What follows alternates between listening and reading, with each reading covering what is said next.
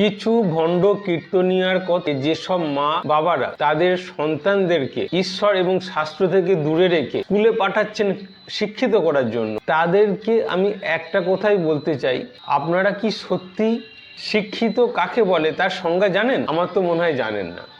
আপনারা ছেলে মেয়েদের কি বানাতে চাইছেন? বিবেক বুদ্ধির একটা টাকা ইনকাম করার মেশিন? আপনারা নিজেরাই বুঝতে পারছেন না আপনারা নিজেরাই ছেলেদের কত বড় ক্ষতি করছেন।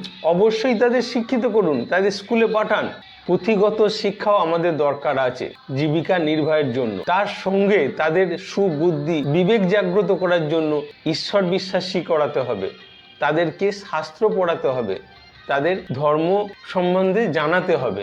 এইটাও প্রত্যেক মা বাবার কাজ। আর সেটা না করে যারা শুধু পুঁথিগত শিক্ষার উপর নির্ভর করে এবং পুঁথিগত শিক্ষাকেই শিক্ষা বলে মনে করছেন, আমার মনে হয় তাদের মতো মূর্খ পৃথিবীতে আর কেউ নেই। আমার কথাটা যাদের ঠিক বলে মনে হচ্ছে অবশ্যই আমাকে কমেন্টে জানাবে।